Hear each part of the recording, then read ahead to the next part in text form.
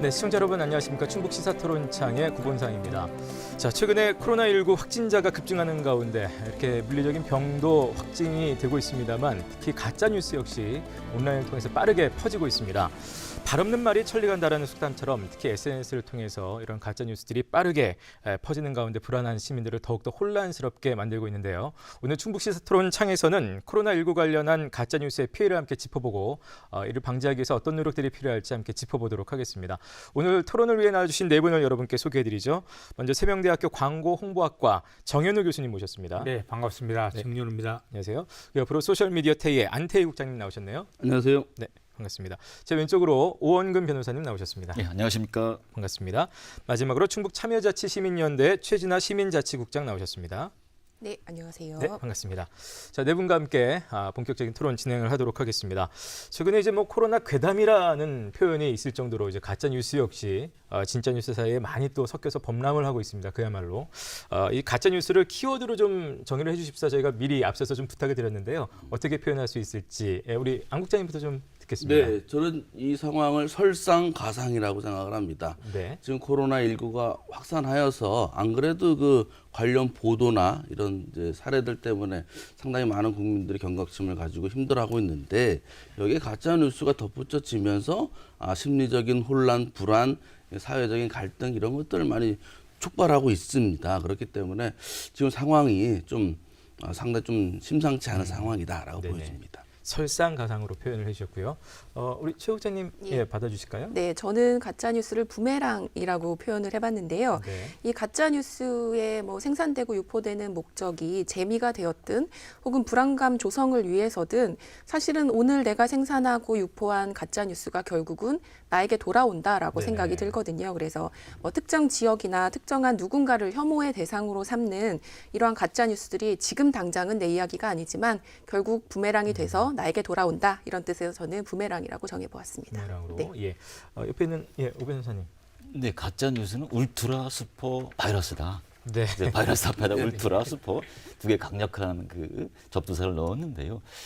이 바이러스의 특징이 이제 빠른 전파잖아요. 예. 그렇지만 이 바이러스는 직접 접촉을 해야지만 전파가 되지만 이 가짜 뉴스는 직접 접촉이 안 된다 하더라도 종이라든지 SNS 통해서 클릭 한 번으로 아주 급속도로 전파가 될 수 있기 때문에 저는 울트라 슈퍼 바이러스다. 또 이 가짜 뉴스는 일정한 네트워크를 형성하는 사람들 사이에서 많이 전파되거든요. 네네. 그만큼 신뢰 관계가 많이 형성돼 있기 때문에 감염의 정도도 깊다. 그러니까 지금은 바이러스보다 가짜 뉴스가 더 무서울 수도 있다. 그런 생각을 합니다. 네.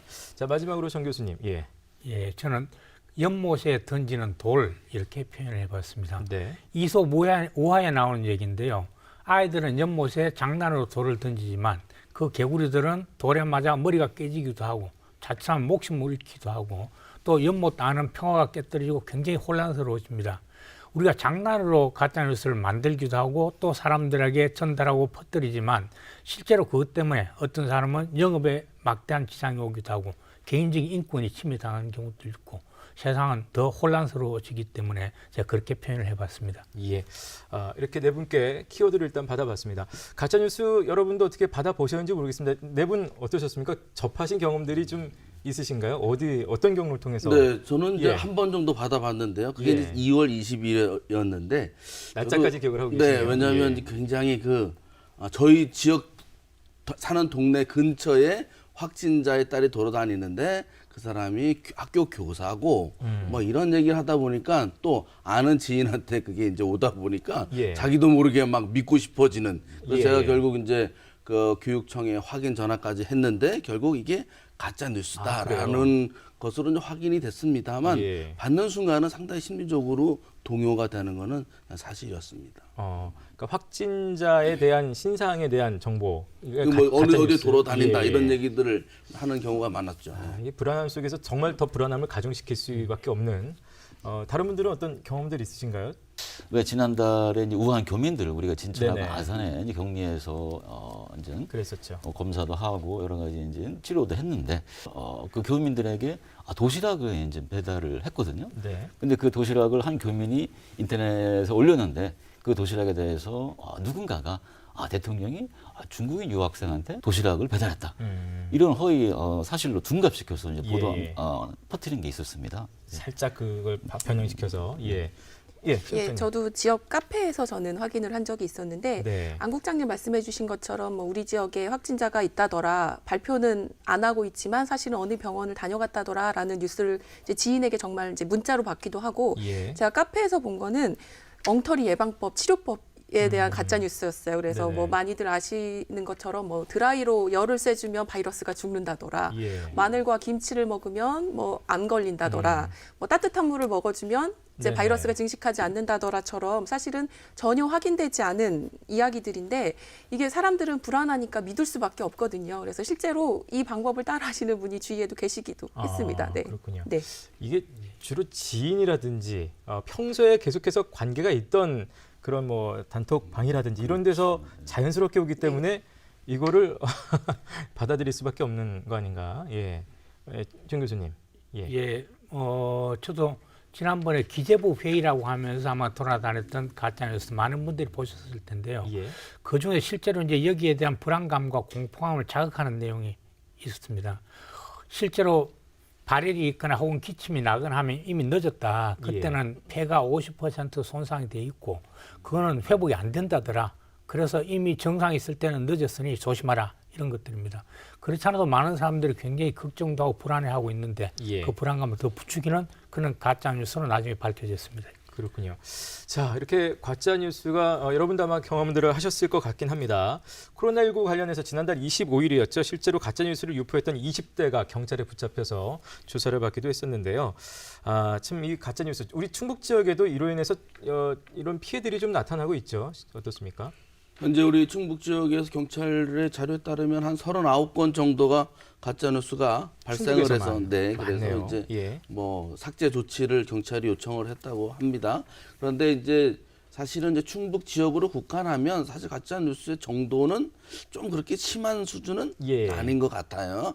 그런 제가 뭐 다 확인하는 못했습니다만 전국적으로 이제 퍼지는 가짜 뉴스 같은 경우는 좀 심각한 경우가 많은 그런 상황인데 네. 어쨌든 이런 가짜 뉴스가 발생하면 사람들이 불안해하고 그런 것들이 전파가 됩니다. 아까 변호사님 말씀하신 것처럼 슈퍼 울트라 바이러스가 네네. 되어서 사람의 마음을 불안하게 만드는 게 사실은 굉장히 큰 문제거든요. 예. 이제 사실을 확인하지 못한 상태에서 두려움을 갖게 되면 이성적인 활동을 할 수 없는 이런 상황이기 때문에 상당히 좀 걱정이 됩니다. 예. 충북이건 뭐 전국적이건 뭐 안 국장님 표현대로 어느 정도 그냥 적당한 정도 큰 피해를 남기지 않는 정도의 그런 뉴스도 있을 수 있겠습니다만 실제로 굉장히 좀 이렇게까지 이런 말이 퍼지면 안 되지 않나라는 그런 뉴스들도 좀 있는 걸로 알고 있는데요. 구체적인 피해 사례 어떤 것들이 네, 있을까요? 앞서 지적을 해주시기도 하셨던 우한 교민 이제 예, 예. 수용 시설 같은 경우는 사실은 한 언론사의 오보에서 시작이 되긴 했지만 그 오보가 사실은 수많은 가짜 뉴스로 양산이 됐거든요. 그렇다 예. 보니까 어느 특정 지역을 이미 선정했는데 주민이 반대해서 이제 진천과 아산으로 다시 확정됐다. 이제 이런 사실은 굉장히 많은 가짜 뉴스들이 양산되고 그 과정에서 뭐 지역을 무시하는 거다 이런 것까지 더해지다 보니까 사실은 우리 지역 주민, 진천 주민들도 마찬가지고 굉장히 더 반발할 수밖에 없게 예. 만든 것도 사실은 가짜 뉴스의 영향이라고 생각합니다. 네. 예. 뭐 다른 분도 어떻습니까? 예. 아까 뭐 기재부 말씀하셨습니다만 그렇게 어떤 신뢰성이 있는 어떤 공신력이 있다고 여겨지는 기관의 발언으로 뉴스가 날라올 때 이걸 사람들이 사실은 걸러내기가 쉽지 않지 않습니까? 예. 그럴 때 쏘는 피해가 막 하여튼 그런 심할 것들도 것 있고 같은데요. 또 이제 가짜 뉴스들 중에 예. 그 확진자가 어떤 음식점을 방문했다더라, 어디에 많이 돌아다닌다더라, 혹은 확진자 스스로 확진자라고 그러지 않고 활동을 한다더라, 예. 또는 신천지 교인들이 많이 산다더라, 이런 것들로 인해서 실제로 영업하는 사람들, 음식점 이런 일부 지역이 굉장히 심각한 피해를 입기도 하고 이런다고 합니다. 예. 다시 한번 생각해도 뭐 정말 피해가 따를 수밖에 없는 게 가짜 뉴스인데요. 자, 그렇다면 왜 이렇게 가짜 뉴스가 특히 이제 요즘 같은 때 이렇게 기승을 좀 더 부리게 됐을까요? 어떻게 생각하십니까? 예.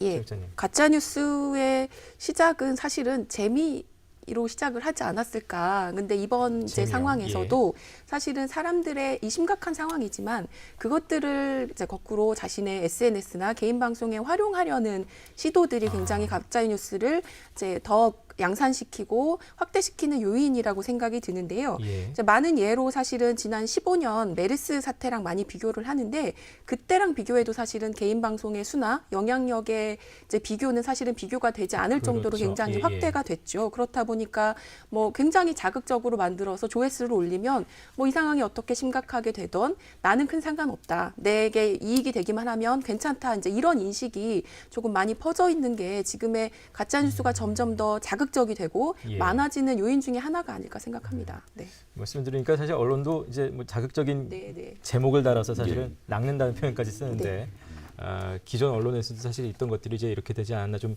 가슴 아픈 좀 반성을 일단 하게 되는데요. 다른 분들 어떻게 생각하신가요?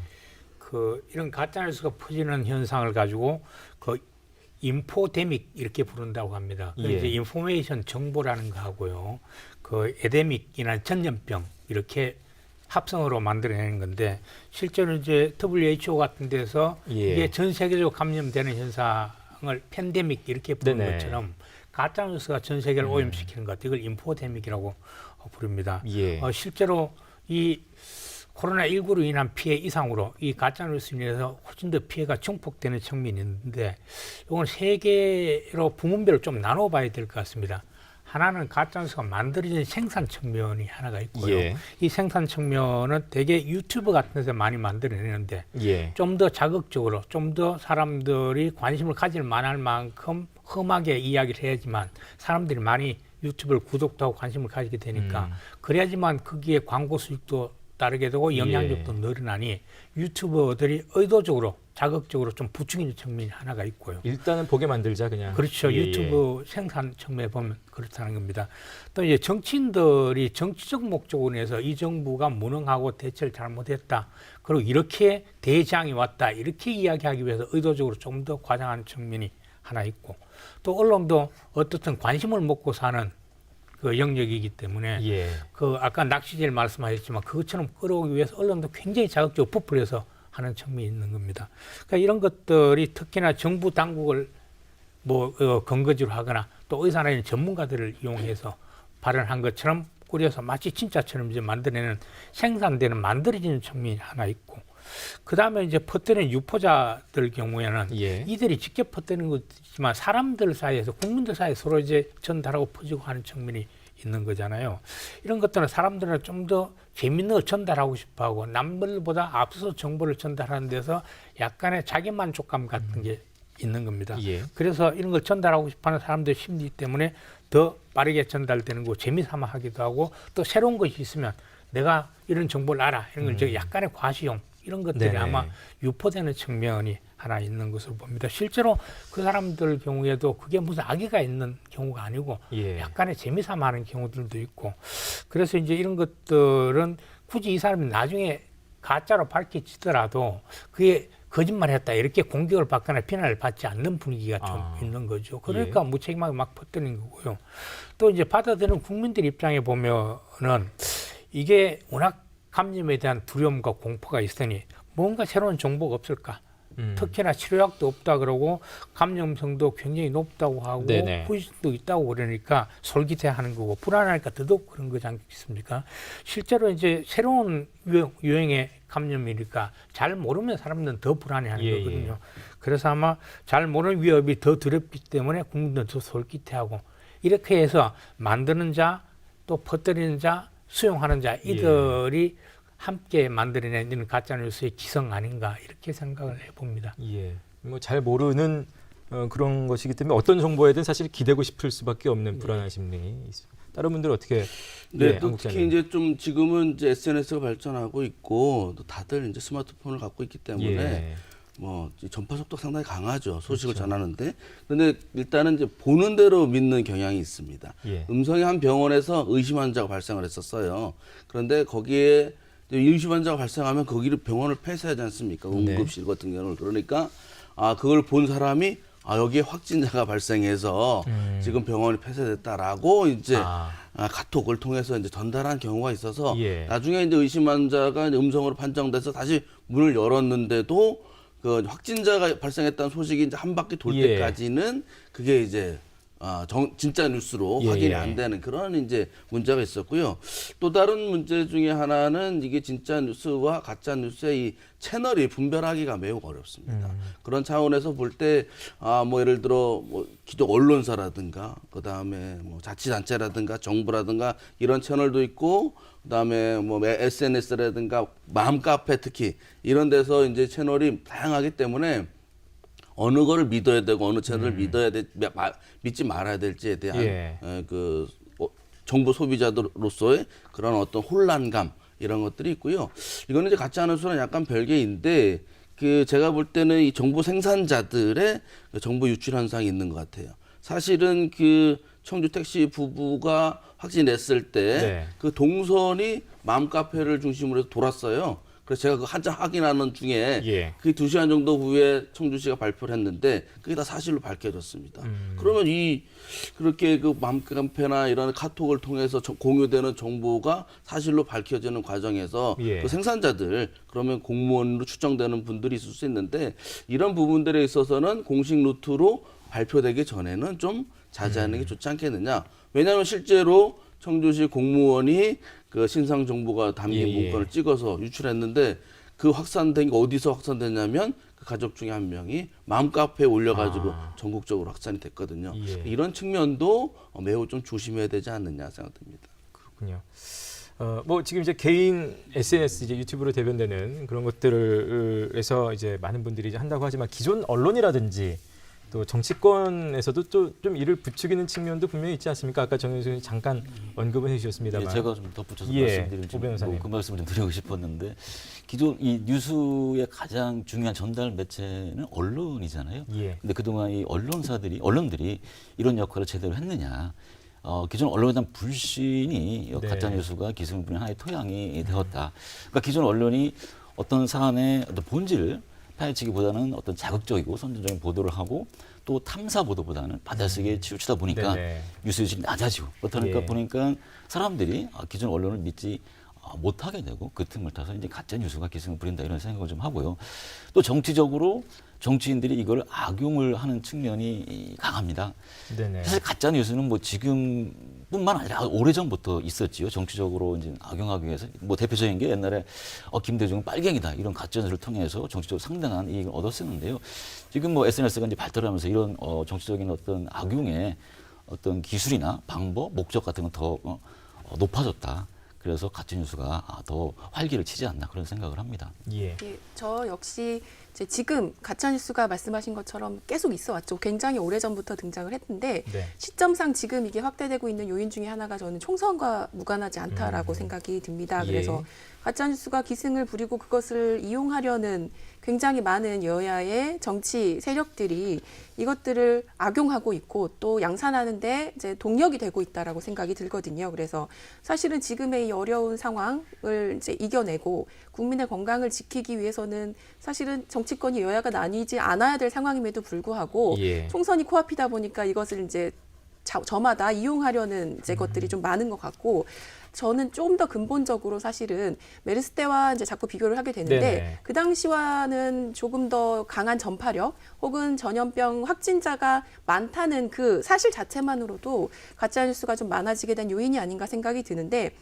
가짜 뉴스 하면 제일 먼저 생각나는 게 사실은 정치 관련 뉴스이에요. 네. 제일 많기도 하고 종류도 다양한데 예. 사실은 정치 관련된 뉴스는 그냥 내가 관심 없어서 안 봐 하면 끝나는 문제인데 이번 사태만 생각하면 사실은 국민의 건강과 직결되는 예. 문제이기 때문에 이거를 제대로 그때그때 내가 확인하지 않으면 우리 가족의 혹은 나의 건강이 이제 문제가 있는 거 아닌가라는 그렇죠. 그런 불안감이 예, 예. 생기다 보니까 사실은 이런 상황들이 사실은 가짜 뉴스를 더 많이 만들어내게 된 사실은 그 밑바탕에 있는 요인이 아닐까라도 생각해 봅니다. 그럼 어떻게 보면 좀 불가피한 측면도 네, 네, 네. 있다라고. 예. 어떻든 이번 사태에 대한 정부의 책임, 대응을 잘했냐 못했냐 이건 뭐 나중에 분명히 평가해야 되지만 현재는 그걸 따질 때가 아니고 어떻게 상황을 수습하고 이게 더 확산되지 않도록 하든가에 힘을 모아야 되는 단계라고 생각하고요. 정치권도 마찬가지고 언론도 마찬가지라고 봅니다. 근데 이제 언론 요즘 주요 언론들의 보도 제목들을 보면 뭐 이런 것들입니다. 분노 감정 높아져, 뭐 패닉, 또 대란, 이런 표현들, 불안, 공포 예. 이런 제목들을 굉장히 많이 뽑아서 오히려 혼란을 더 부추긴 측면이 있고 실제로 이제 언론이 감염병 보도 준칙이라는 걸 만들었습니다. 감염병을 보도할 때 이렇게 하자라는 준칙들이 있는데 거기에 기사 제목에 패닉, 대혼란, 대란, 공포, 창궐 이런 단어를 삼가한다라는 게 보도 준칙입니다. 근데 이걸 하나도 안 지키고 있습니다. 예. 오히려 이제 언론이 지금 해야 되는 것은 이런 불안과 공포를 조장하는 것이 아니라 어떻게 하면 예방과 사태과 치료가 가능하도록 하는 여론을 모아가야 되는 건데 그렇다고 해서 언론이 정부의 잘못된 대응이라는 걸 비판하지 말라는 뜻은 아닙니다. 비판하는 거와 공포를 조장하는 다른 문제인데 현재는 예. 공포를 조장하는 일종의 공포 마케팅 언론을 하고 있다. 일종의 낚시질 때문에 그런 거겠죠. 그래서 그 언론들이 스스로 이제는 어떻든 자기네들 책임을 통감하고 이 사태 수습에 힘을 모으고 나중에 사태 수습되고 나면 어떤 부분이 잘못됐고 앞으로 어떤 대응책을 갖춰야 될지를 예. 함축은 논의하는 자리를 만드는 것이 언론의 역할이라고 생각합니다. 예. 저도 저는 네. 이제 언론을 뉴스를 생산하는 입장이 그렇죠. 있지 않습니까? 예. 그래서 교수님 말씀이 상당히 막 와닿습니다. 그래서 기사를 생산할 때 상당히 조심하는데도 관성에 따라서 이제 이렇게 좀 자극적인 네. 보도로 될 가능성이 없지는 않습니다.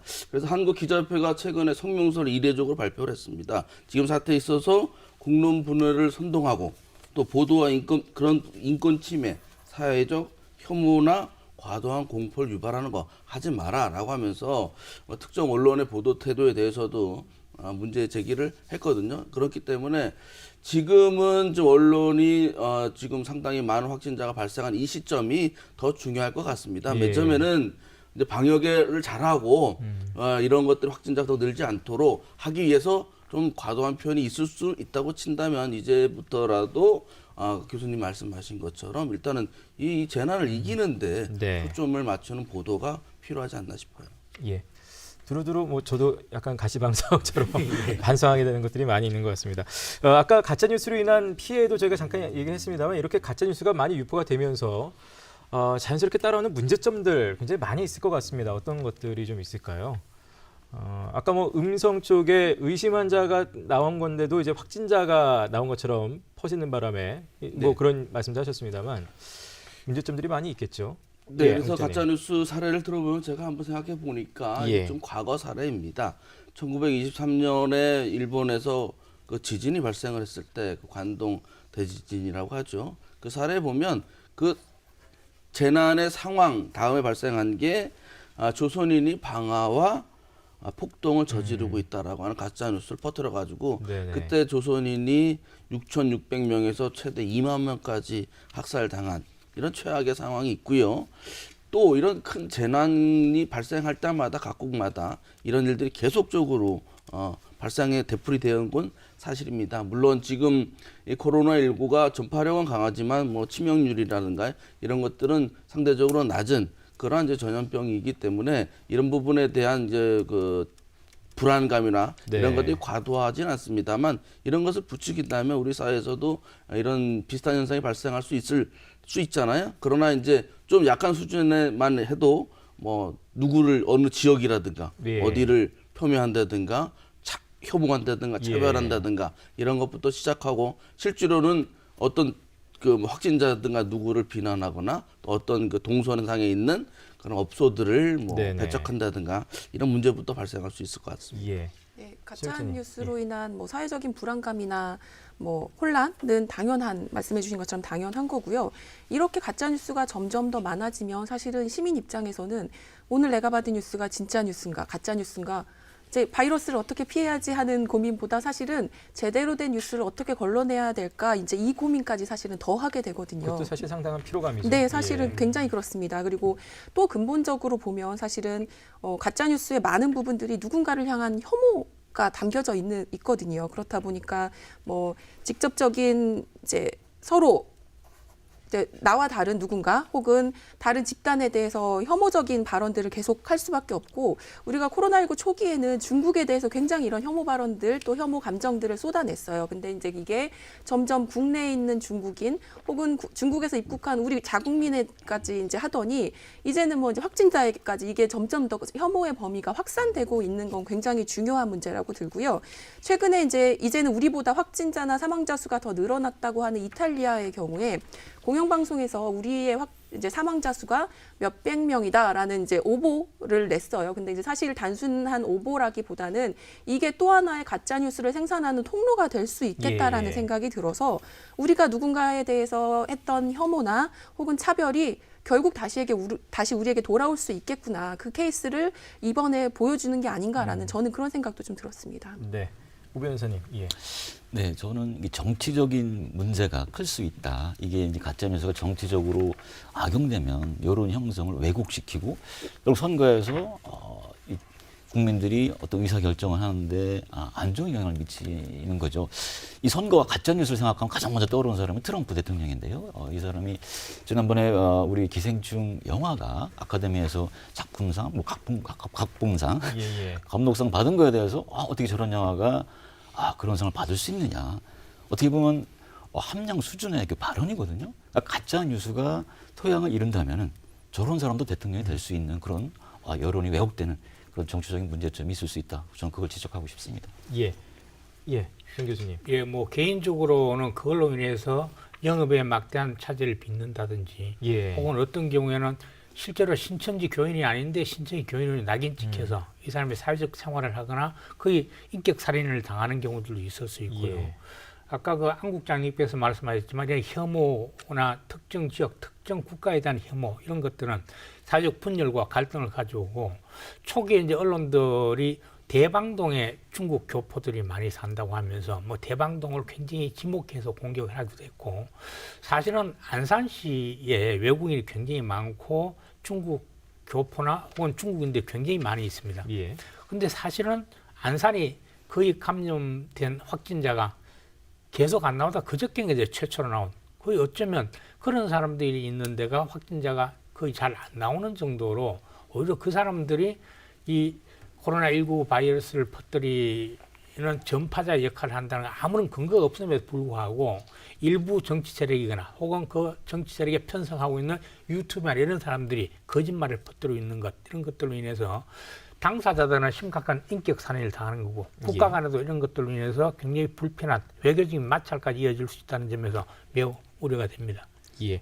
자, 이렇게 결국 가짜 뉴스가 소위 말하는 허위 사실이 이렇게 유포가 된다면 법적으로는 어떻습니까? 이게 처벌 대상이 뭐 되는 건지요? 어떻습니까? 뭐 당연히 짐작을 하시겠지만 허위 사실 유포로 인해서 다른 사람의 명예를 훼손하거나 또 업무를 방해하거나 공무집행을 방해하면 당연히 형사처벌이 됩니다. 뭐 명예훼손의 경우에 7년 이하의 징역, 그다음에 업무 방해나 공무집행 방해의 경우 5년 이하의 징역에 처하게 되는데요. 네. 뭐 이런 형사적인 말고도 민사상으로도 손해배상 책임을 부담하는데요. 근데 이제 문제는 가짜 뉴스라고 해서 다 처벌이 되느냐, 또 처벌을 해야 되느냐 이런 문제가 있습니다. 표현의 자유와도 이제 관계가 그렇죠. 되는데요. 이거 관련해 중요한 그 사례가 하나 있었는데요. 경찰이 이 시위 진압 과정에서 한 여성을 강간했다. 이런 그 가짜 뉴스를 그 진보신당 홈페이지에 올려서 기소가 됐습니다. 그 어떤 법 위반이냐면 전기통신법 위반인데요. 이게 1961년에 만들어진 건데 공익을 해할 목적으로 전기통신 설비에 의해서 공연히 허위의 통신을 한 사람 처벌하게 돼 있는데 61년에 생겨서 2008년도에 처음 적용이 된 겁니다. 근데 이거에 대해서 이제 피고인이 여기 법에 규정하고 있는 공익이 너무 추상적이다 해서 이제 헌법 소원을 청구를 했는데 헌법재판소는 이 공익이란 개념이 불명확하고 추상적이고 어떠한 표현행위가 공익에 해당하는지는 사람마다 가치관에 따라 다르다. 그렇기 때문에 이 전기통신법은 위헌이다 해서 무죄가 선고된 사례가 있습니다. 이와 같이 가짜 뉴스라고 해서 다 처벌하려고 한다면은 뭐 가짜 뉴스인지 아닌지 판단하기 쉽지 않은 것이고 그로 인해서 표현의 자유가 크게 위축될 수가 있습니다. 그런 문제점도 있습니다. 네. 그러니까 뭐 7년, 5년 하니까 굉장히 좀 센 게 보였는데 어쨌든 그걸 가늠한 것 자체가 지금 쉽지 않은 그런 면이 있다는 거예요. 우리가 요즘은 아까 말씀하셨습니다만 스마트폰으로 개인별로 다 네트워크가 다 이제 형성이 돼 있기 때문에 예, 예. 최초에 써서 유포한 사람도 있겠습니다만 저도 모르게 이제 중간에서 다시 받아서 그냥 자연스럽게 또 이렇게 전달하게 되는 사람들도 있을 수도 있고 그래서 최초 유포자, 뭐 중간 유포자 이렇게 다 처벌을 받는 건지 그런 부분도 좀 구체적으로 궁금한데요. 중간 유포자도 자기가 받은 게 허위라는 거 알면서 유포했다면 당연히 처벌 대상이 알면서 유포하면 예, 당연히 처벌 대상이 됩니다. 그렇군요. 예, 김 교수님. 하여튼 뭐 그때 당시에 미네르바라고 하는 사람도 나중에 처벌받았다가 변호사님 말씀대로 그 무죄로 나오게 됐고요. 그러니까 실제로 이제 이런 경우에도 가짜 뉴스라도 심각한 피해가 있어 피해 받은 사람이 있어야 되고 그 피해가 좀 더 구체적이어야 되고 또 그 가짜 뉴스로 인한 피해라는 입증이 잘 돼야지만 처벌할 수 있는 거잖아요. 근데 실제로 가짜 뉴스들 중에 아까 여러 사례들 말씀하셨지만 피해가 명확하지 않은 가짜 뉴스들 굉장히 많습니다. 예. 예를 들어서 뭐 예방법이다. 따뜻한 물을 마시면 예. 이게 예방이 된다더라. 혹은 아니면 뭐 드라이기로 말리면 된다더라. 또는 내가 진짜로 코로나19에 걸렸는지 감염됐는지를 아는 방법 중에 하나가 10초간 숨을 안 쉬고 있어봐라. 네. 이런 것들은 실제로 구체적인 피해가 잘 확 그렇죠. 밝혀지지 않는 것들도 있고 예, 예. 이런 것들 때문에 사실은 가짜뉴스라고 다 법적으로 처벌하기는 쉽지는 않을 것으로 보입니다. 예. 그래서 특별히 또 거기다가 처벌하려고 하면 이게 유포자들도 정말 거짓인 줄 알고 악의적으로 누구한테 피해를 주겠다 이런 악의가 있어야 되는데 예. 그렇지 않은 가짜뉴스가 워낙 많기 때문에 사실 처벌이 법적으로는 쉽지 않을 수 있겠다 이런 예. 생각은 듭니다. 그래서 이제 이런 가짜 뉴스를 이제 누를 수 있는 거는 진짜 뉴스밖에 없어요. 아, 네. 그리고 이제 진짜 뉴스를 아주 자주 투명하게 공개를 해야 되는 거죠. 외국에서 우리나라를 높게 평가하는 게 이번 사태에서도 국가의 정보의 투명성이 굉장히 뛰어나서 여기에 대해서 높게 평가를 하고 있지 않습니까? 그래서 지금 자치단체에서도 보면 브리핑을 자주 하고 있지 않습니까? 그런 것들을 또 신속하고 정확하게 공개하는 게 필요한데 뭐 예를 들어 청주시 같은 경우 맨 처음에 상당히 우왕좌왕하더라고요. 예. 그래서 뭐 시장 했다가 부시장 했다가 또 뭐 담당관이 했다가 뭐 이렇게 하다가 지금은 아주 안정화됐고 관련 자료도 정시성을 좀 보내고 있는데 요새는 너무 정시성으로 아주 아침 8시 반이면 재난 문자를 보내잖아요. 그런데 어쨌든 좀 과하다 싶을 정도로 진짜 뉴스 정보를 계속 제공하는 것도 필요해 보입니다. 뭐 기간이 길어지다 보니까 점점 자리를 잡아가는데요. 예, 체육자님 어떻게 네. 보시나요? 정부 차원에서는 이제 가짜 뉴스에 대해서 굉장히 엄정 대처하겠다라고 밝히기도 했고 네네. 실제로 이제 단속 사례들도 이제 점점 나오고 있어요. 근데 이제 사실은 지금 상황에서는 이제 언론의 자유의 부분도 우려를 해주셨지만 지금의 이제 가짜 뉴스로 인한 폐해가 너무 심각하기 때문에 그러한 예. 측면도 필요하다, 분명하다고 생각이 들고 이제 이러한 국민의 건강과 직결된 이런 문제를 미온적으로 대처하다 보면 오히려 이제 단순 유포자와 악의적인 유포자가 제대로 구분되지 않는 예. 선의의 피해자가 생길 수도 있다라는 생각이 듭니다. 그리고 특히 자극적인 뉴스를 생산하거나 혹은 이제 가짜 뉴스인지 알면서도 화제성을 목적으로 유포하고 이걸 개인 방송에서 활용하는 이런 사례들은 사실은 단순히 화제성을 넘어서 경제적인 이득까지를 목적으로 하고 있거든요. 네네. 그래서 이런 굉장히 악의적이고 힘든 상황에 굉장히 그런 것들은 제대로 단속될 수 있는 뭐 제도나 절차 등이 필요한 것 같고요.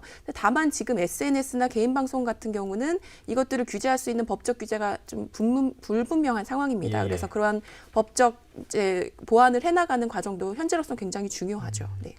이런 부분에서 좀 법적으로 아직 촘촘하지 못한 부분들이 분명 있어 보이긴 하는데요. 변호사님 어떻습니까? 뭐 그렇게 볼 여지도 있긴 하지만 아까 말씀드린 예. 것처럼 어떤 피해가 크게 우려되거나 이런 예. 거는 처벌할 규정들이 다 있거든요. 예. 근데 아까 이제 정 교수님 말씀하신 것처럼 뭐 가짜 뉴스인지 아닌지 좀 애매하고 또 피해가 네네. 없는 경우 그런 경우는 우리가 굳이 처벌까지 뭐 하는 건 좀 과하고 예, 예. 그 사회 스스로 정화할 수 있는 그런 능력을 갖추는 게 좀 필요하다고 봅니다. 예. 예. 그 전에 가짜뉴스에 대한 법을 만들려고 재작년에 여당하고 정부가 뭔가 그 연구를 좀 했는데 네. 아마 민주화를 위한 변호사 모임을 포함해서 시민단체들이 반대를 했습니다. 왜냐하면 표현의 자유는 가짜뉴스에 대한 피해보다도 더 소중한 민주주의의 가장 핵심적 가치이기 예, 때문에 예. 그걸 법적으로 규제하는 것은 좀 곤란하지 않느냐 이런 의견들이 많았던 걸로 알고 덧붙이면 있습니다. 말레이시아에서도 이제 가짜뉴스 처벌법을 만들었다가 예. 입법 과정에서 상원에서 부결하는 바람에 예. 결국 만들어지지 못한 그런 사례도 있습니다. 제가 알기로도 20대 국회에서 이제 법안이 제출됐다가 계류 예. 되기만 한 걸로 알고 있거든요. 그래서 말씀하신 대로 사실은 양날의 검이거든요. 예. 뭐 표현의 자유, 언론의 자유와 가짜 뉴스를 그러면 그 측정하는 사람에 따라서 혹은 평가하는 사람에 따라서 가짜 뉴스가 돼버릴 수도 그렇죠. 있다. 이제 그게 예. 정치적으로 이용될 수도 있다라는 우려는 예. 있지만 사실은 지금 같은 상황에서는 법적으로 이제 탄탄하게 테두리를 만들어 놓고 그 안에서 이제 제대로 된 이제 피해자와 가해자를 걸러내는 것 그 과정이 굉장히 중요하다고 생각이 듭니다. 예. 아까 이제 저희가 가짜 뉴스 중에서 뭐 요즘 여러분들마다 다 문자로 받으시면 뭐 확진자의 동선이라든지 뭐 심지어는 실명까지도 공개되는 경우들이 좀 있어서 이런 것들 아까 뭐 표현의 자유 지금 우리가 계속 그 부분도 얘기했습니다만 사실 이런 것들은 어떻게 보면 인권 침해 얘기가 분명히 있을 수 있거든요. 이런 경우는 어떻게 됩니까, 오 변호사님? 근데 여기서도 이제 개인의 인권하고 공동체의 이제 이익이 충돌을 하는데요. 이 예. 경우 어느 것을 더 보호할 것이냐. 근데 지금은 코로나 바이러스가 이제 심각하게 전파되는 비상 시국이기 때문에 개인의 인권이 어느 정도 침해되는 거는 불가피하다고 봅니다. 그래서 확진자의 그 동선을 공개하는 것은 어쩔 수 없지만 중요한 것은 그 동선은 공개되지만 그 확진자가 누구인지를 알 수 있는지 이런 정보가 절대로 누설돼서는 안 되겠죠. 또 네. 우리가 이제 신천지를 이번 코로나 바이러스 사태 확산에 이제 큰 영향을 미친 그 집단으로 규정을 하고 있지만 이 신천지도 나름대로 종교의 자유나 그렇죠. 사생활의 비밀은 예, 보호되어야 하거든요. 그렇죠. 그래서 그 명단을 입수해서 검사하는 것은 뭐 필요하겠지만 그걸 다른 목적으로 활용한다든지 이를 유출하는 것은 분명히 뭐 억제를 하고 필요한 경우 처벌을 해야 된다고 봅니다. 네. 예. 다른 분들은 이에 대해서 예. 네, 그래서 이게 특히 확진자의 동선이나 개인 정보 이런 것들에 대해서 확진자의 동선 같은 경우는 동전의 양면이랑 마찬가지죠. 우리 일반 시민들은 알아야 되죠. 알아야 그 확진자가 어딜 다녀갔고 언제 다녀갔으면 자기가 혹시 그쪽에 네. 그 비슷한 시간 다녀가서 감염의 확률이 있지 않느냐 해서 이제 조사를 받아야 되지 않습니까? 그래서 이제 동선을 공개하는 건데 알려진 사람은 네. 본의 아니게 자기의 그 개인 정보가 거의 도스란히 노출되기 예. 때문에 피해를 보는 건데요. 그래서 저희 회사도 맨 처음에는 이 동선을 인포그래픽으로 이쁘게 표현했는데 이제는 안 하고 있어요. 자치단체 그 동선이 이제 나와 있으니까 예. 굳이 그걸 이제 확산할 필요가 없다라는 이제 생각이 드는데 그리고 청주시 같은 경우도 지금 하루에도 그 해당 부서는 수십 통씩 그 전화를 받는답니다. 왜 동선을 빨리 공개하지 않느냐고. 근데 이 동선 공개도 다 이렇게 자치단체도 질병관리본부 이런 데서 다 승낙을 받아야 공개를 하는 거랍니다. 예. 그러니까 이렇게 정보를 요구하는 자, 정보가 공개되면 피해를 보는 자 이런 것들 때문에 좀 상당히 좀 문제가 좀 많이 있는데요. 어쨌든 언론의 측면에서 보면 그 확진자의 동선이나 이런 것들을 이렇게 뭐 추론하는 경우 있죠. 왜 이렇게 돌아다녔느냐 뭐 이런 식으로 보도하는 거는 자제해야 될 것 같습니다. 예. 예, 동선을 공개하는 문제는 저는 조금 생각이 다른데요. 예. 이게 이제 시민들이 불안하니까 동선 공개하라고 요구할지라도 실제로 실익이 별로 없어 보입니다. 그 사람이 다녀갔던 거기에 있던 사람들 중에 감염되는 사례가 아마 제 기억으로는 없고 그렇다면 그 사람이 있었던 그 현장을 지나갔던 사람이 그것 때문에 불안해서 다시 그 검사를 받아서 확진되는 예가 없다고 한다면 굳이 그걸 공개를 해서 개인의 인격이나 뭐 개인의 사생활을 노출할 필요는 없겠다 싶습니다. 그거는 시민들께서도 이해를 좀 하셔서 이게 실익이 별로 없다 싶으면 개인의 그런 그 권리가 침해되지 않도록 시민들도 좀 관심을 덜 가져주는 게 좋겠다 싶습니다. 네.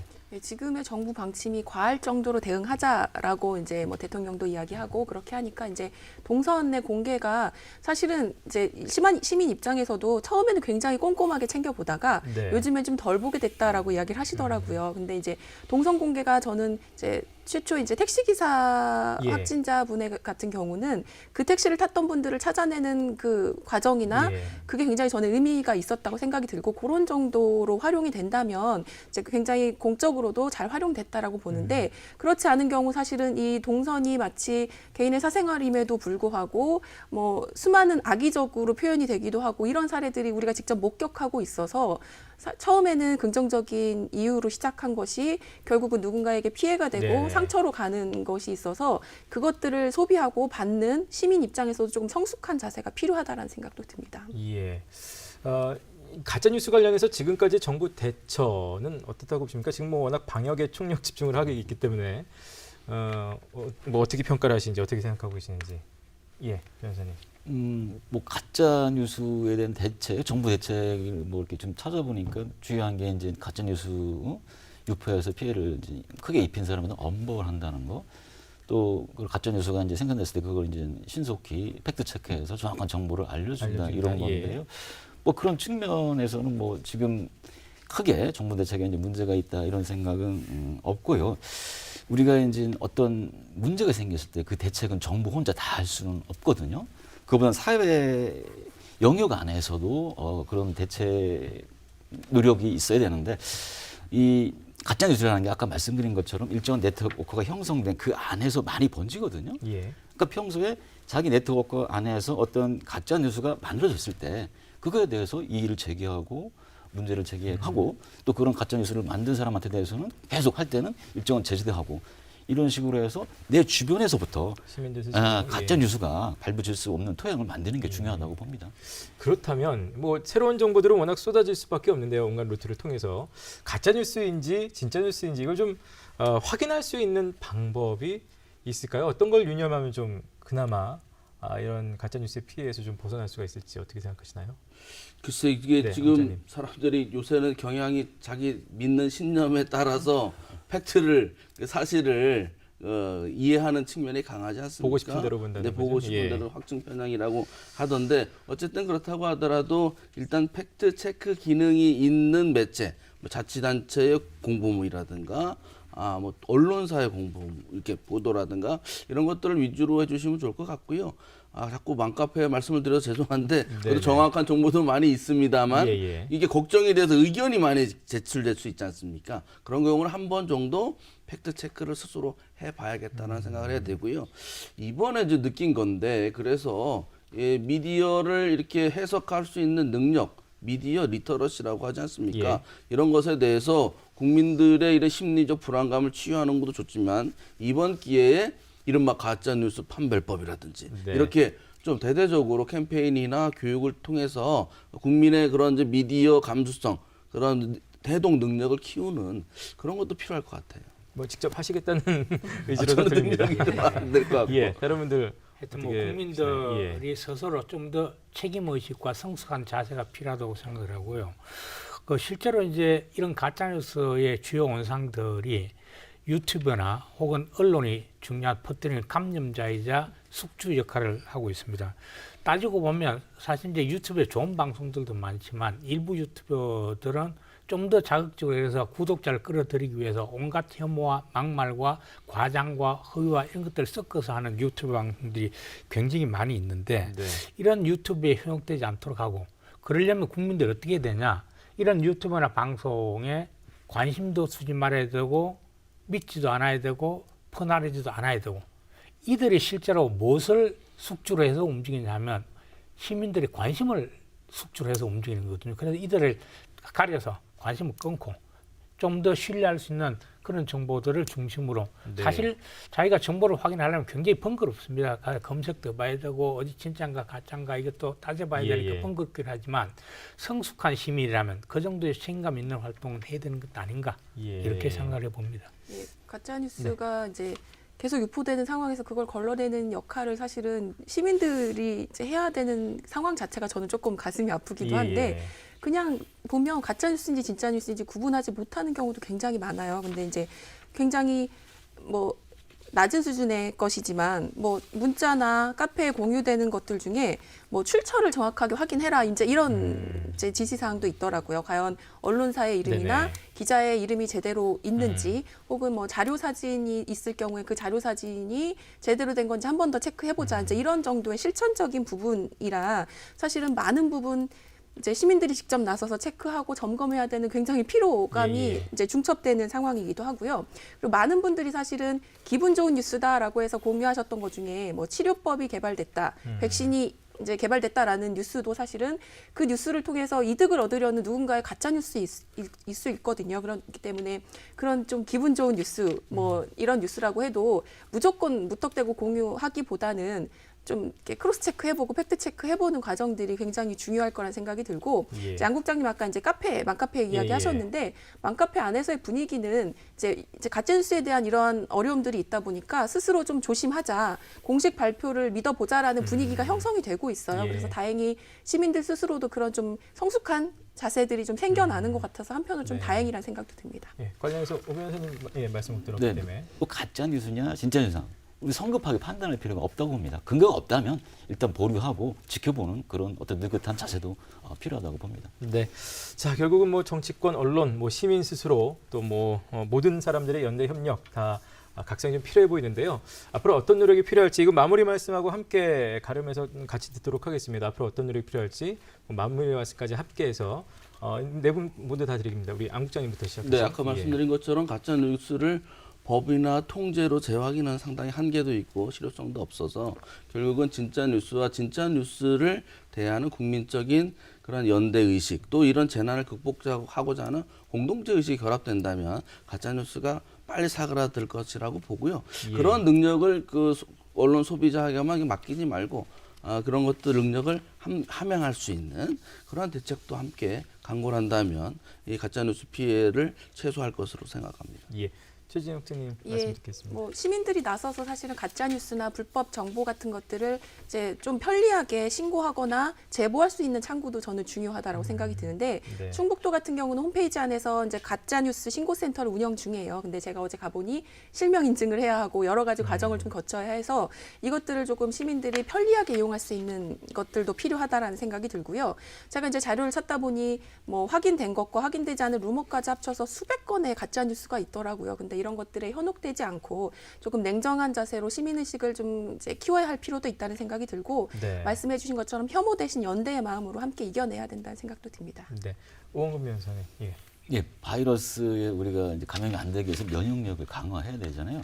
가짜 뉴스도 이제 아까 제가 울트라 슈퍼 바이러스라고 네네. 하는데 여기도 이제 면역력을 강화하기 위해서 우리가 어떤 그 사안을 접했을 때 그냥 믿는 게 아니라 그게 이제 본질적으로 맞는지 합리적으로 생각해보는 그 습관이 필요하고 또 자극적인 말 같은데 현혹되지 않고 문제의 본질을 살펴보는 태도가 필요하고 또 두 분 말씀하신 것처럼 가짜 뉴스는 특정 세력이 혐오하게 만드는 그런 데에서 나오는 거기 때문에 공동체 의식, 이해와 배려가 생각하는 그런 공동체 의식이 꼭 필요하다고 봅니다.